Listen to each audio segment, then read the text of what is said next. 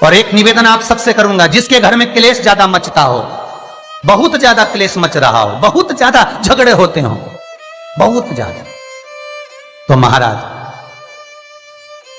शंकर भगवान पर थोड़ा सा चावल एक कटोरी में गला लो, थोड़ा सा चावल गलाओ, गलाकर उसको पीस लो, पीस कर उस चावल में थोड़ा सा चंदन, थोड़ी सी हल्दी डाल लो, उसका उपटन तैयार कर लो। बुधवार के दिन, कोई भी बुधवार, शंकर जी के मंदिर में जाकर शंकर भगवान के शिवलिंग पर उस चावल का लेपन करो। 7 लोटा पानी, मात्र 7 लोटा पानी शंकर को समर्पित करो, शिव को समर्पित, अपनी कामना कर कर अपना भाव रखो। जब वापिस चलो, जिस कटोरी में से भगवान शंकर को आपने उपटन लगाया था, वही कटोरी घर लेकर आओ। घर के मूल स्थान जो भी हैं, हर हॉल में, कमरे में उसकी एक एक बिंदी लगा दीजिए। मात्र 3 बुधवार आप कर लीजिए, आपके घर में कभी क्लेश नहीं हो सकता। भूमि का कितना भी दोष होगा, सिद्ध हो। जिस घर में रुपया आ रहा है, जा रहा है, 1 रुपए कमा रहे हो, 1.25 रुपए खर्च हो रहा है, घर में पैसा नहीं दिख रहा, व्यापार तो अच्छा कर रहे हो, घर में 4 लोग कमा रहे हैं, सब कोई मिलकर कमा रहा है, तो भी पैसा नहीं दिख रहा, तो भी धन नहीं दिख रहा, रुपया नहीं दिख रहा। महाराज, अगर धन संचिता में नहीं पड़ रहा हो, धन संचिता में नहीं आ रहा, तो महाराज शिव महापुराण की कथा कहती है, तिल्ली का लेपन, तिल्ली काले कलर की तिल को लेकर उसके साथ में थोड़ा सा चावल, और हमारे यहां चावल के साथ में चावल की धान आती है, आपको बाजार में मिल जाएगी चावल की धान, जिसको जौ का भाग अलग हो जाता है, जौ गेहूं की हो जाती है, पर चावल की धान कहते हैं उसको। इन तीनों को एक कटोरी में रख लो, तीनों को पानी में गलाना नहीं है, बस कटोरी में रख लो। महाराज, दरवाजे के नजदीक में, जब दरवाजे से अपन बाहर निकलते हैं तो उल्टे भाग में उसको रख दिया जाए। घर से 1 लोटा पानी जिसमें कच्चा दूध मिला हो, वो कटोरी शनिवार के दिन रखकर, रविवार को उठाकर ले जाकर कलश नीचे रखकर, सीधे हाथ में कटोरी रखकर शंकर जी को समर्पित कर दो। जल चढ़ा दीजिए।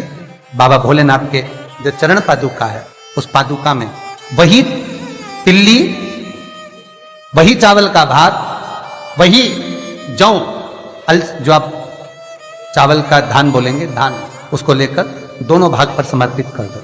आते समय वो दोनों भाग पर चढ़ी हुई तीनों चीजें उठाकर लेकर आ जाइए। दुकान में, व्यापार में, व्यवसाय वाली जगह पर उसको रख दीजिए। कभी जिंदगी में संपदा कम नहीं होगी, संपदा बढ़ेगी। 3 रविवार आपको करना है सुख की प्राप्ति के लिए, ये भूमि के दोष को मिटाने के लिए। आपको कथा में पहले भी कहा था, बार, नक्षत्र, समय, घड़ी, पल, दिन, ये जितने भी बनाए हैं मेरे महादेव ने बनाए, मेरे शंकर ने निर्मित किए। एक एक पल, एक एक घड़ी, एक एक क्षण शिव बनाता। 4 महीने चतुर्मास के भगवान विष्णु देव सोनी एकादशी पर जब सोने जाते हैं, तो भगवान शंकर को बुलाकर कहते हैं, ये 4 महीने जितना दान, पुण्य, सत्कर्म, संकीर्तन, भजन, कीर्तन जो होगा शंकर, ये मैं नहीं करा सकता, तुम करा सकते। इसलिए चतुर्मास की शुरुआत ही श्रावण से, इसलिए चतुर्मास की शुरुआत ही श्रावण से है। शंकर कहते हैं, पहले जल में चढ़वाता हूं, पहले मैं भजन करवाता हूं, स्मरण करवाता हूं, कीर्तन करवाता हूं, जितना भजन, दान, पुण्य, स्मरण, नाम, कीर्तन जो होगा चतुर्मास के अंतर्गत, वो सब देवभाग को प्राप्त होगा। पितरों को, पूर्वजों को आहूत हो। दान करो, पुण्य करो, सत्कर्म करो, चाहे गौ माता को दो, चाहे बहन बेटी को दो, चाहे किसी भिक्षुक को कुछ दो। उस समय तुम्हारे चेहरे पर सल नहीं होना चाहिए, उस समय तुम्हारे चेहरे पर, तुम्हारी नैनों में अश्रु नहीं होना चाहिए, उस समय तुम्हारे चेहरे पर प्रसन्नता होना चाहिए। घर पर बहन बेटी आ जाए और बहन बेटी राखी बांधने आई, बहन बेटी तीज त्योहार पर आई और तुमने एक साड़ी दी या 500 रुपए दिए या 1000 रुपए दिए या 2000 रुपए दिए और भाभी का मुंह भगोने जैसा हो गया, चेहरा उतरा हुआ। भाई राखी बंधवाने बैठा तो पहले जेब में अंदर से जाकर पत्नी से पूछ कर आया, इसको 500 देना है कि 300 देना है। राखी बंधवाने से पहले, पांटे पर बैठने से पहले, आसन पर बैठने से पहले सोफे पर बैठने से पहले जब भाई राखी बंधवाने बैठता है तो पहले अंदर जाकर अपनी धर्मपत्नी से पूछता कितना देना है। क्यों भैया, कमा तू रहा है, ला तू रहा है, तो फिर धर्मपत्नी से क्यों पूछा कि कितना देना है? पत्नी को यह कहना था आज मेरा मन है, बहन साल भर से नहीं आई, कुछ तो लॉकडाउन में 4 महीने से फोन तक पे बात ही बात होती रही, आई नहीं, 1 साल हो गया, मेरा मन कर रहा है आज मेरी बहन को मैं 2000 रुपए दे दूं, साड़ी के भी हो जाएंगे, चूड़ी के भी हो जाएंगे और देना हो जाएगा, आज मेरा मन कर रहा है। तुम्हें बोलना चाहिए, तुम्हें बताना चाहिए। और अगर पत्नी को कहे पति कि तुम 2000 रुपए दे रहे हो तो धर्म पत्नी का फर्ज है, धर्म पत्नी का फर्ज है, क्योंकि तुम भी किसी की बहन हो, तुम भी किसी की बेटी हो, तुम्हारा फर्ज है कि तुम अपने पति को कहो सुनो 2100 दो, मना नहीं है, 500 रुपए अलग से चूड़ी के दे दो, 500 रुपए अलग से बहन बेटी आई है तो गाड़ी का किराया दे दो। ये जब धर्म पत्नी अपने पति को कहेगी, पति के चेहरे पर प्रसन्नता होगी। मुझे उम्मीद है आज आप अपनी ननंद को दे रहे हो तो आप जब अपने मायके जाओगे तो आपकी भी भाभी इतना ही सम्मान देगी। क्यों? एक उंगली जो हम किसी पर उठाते हैं तो ये 3 उंगलियां हमारी ओर जाती है। हम एक के लिए अगर व्यवस्था करते हैं तो कहीं ना कहीं आपकी व्यवस्था भी पूर्णता में हो पाती है। आपकी व्यवस्था, आपका भाव, आपका आनंद, आप किसी के लिए अगर समर्पित हो रहे हो, आप किसी के लिए समर्पण कर रहे हो, आप किसी के लिए अग्रण्य हो रहे हो तो वहां से पूर्णता का अग्रण्य का भाव तुमको भी प्राप्त होगा।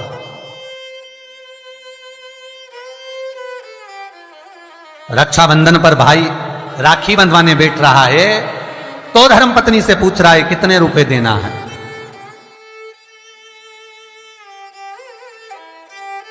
प्राण छूटने के बाद भगवान विष्णु लक्ष्मी से पूछे बता इसको नरक भेजू कि स्वर्ग?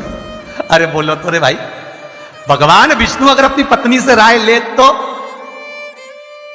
भोलेनाथ देने से पहले पार्वती से राय ले तो, इंद्र कार्य संभालने से पहले इंद्राणी से राय ले तो, ब्रह्मा ब्रह्माणी से राय ले तो, नहीं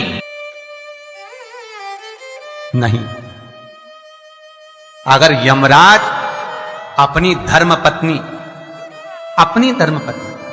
दक्षिण से पूछे, ए दक्षिणा तू बता कि ये जो मरा है इसको मैं स्वर्ग भेजूं कि नरक? तो सबसे ज्यादा अगर दक्षिणा देवी बोलेगी तो एक ही बात बोलेगी यमराज की पत्नी, एक काम करिए इसको नरक भेज दो। क्यों? क्योंकि ये कभी दक्षिण मुख कर कोई काम ही नहीं करा। बोलो, दक्षिण मुख करके कौन कार्य करता है? दक्षिण मुख करके कौन पूजन करता है? दक्षिण मुख करके कौन स्मरण करता है? दक्षिण मुख करके कौन सेवा करता है? तो दक्षिणा को तो क्रोध आना चाहिए कि ये कभी मेरी ओर मुंह करके कभी भजन नहीं करा, इसने कभी मेरी ओर मुंह कर मेरे को देखा तक नहीं, कभी मेरी ओर मुख नहीं करा। तो दक्षिणा देवी तो क्रोध में आकर बोल देगी इसको नरक भेज दो। पर यमराज जब मृत्यु का दंड देता है, यमराज जब प्राणों को हरता है, अपनी पत्नी से नहीं पूछता, भगवान विष्णु लक्ष्मी से नहीं पूछते कि इसको क्या देना है, ब्रह्मा ब्रह्माणी से नहीं पूछते कि इसको क्या देना है, इंद्र इंद्राणी से नहीं पूछते कि क्या देना है, शंकर पार्वती से नहीं पूछते कि क्या देना है। तब केवल उनकी विचार धारणा, केवल वही देखा जाता है कि उसका भाव कितना, उसके भाव की सिद्धता कितनी।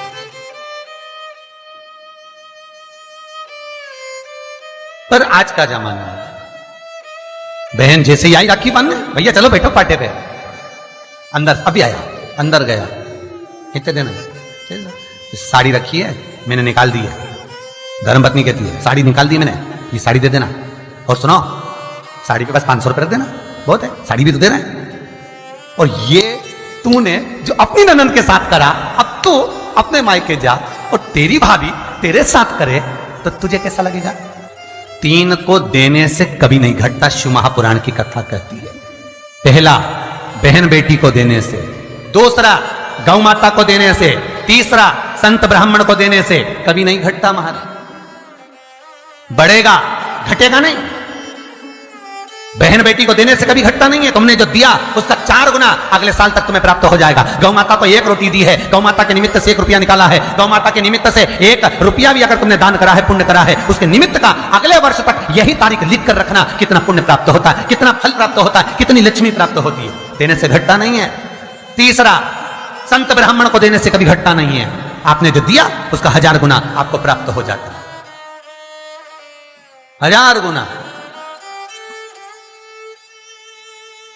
श्री शिवाय नमस्तुभ्यं, श्री सब्सक्राइब करें शिवाय नमस्तुभ्यं आइकन दबाएं ताकि आप श्री अपडेटेड रहें हमारे हर शिवाय वीडियो से। नमस्तुभ्यं।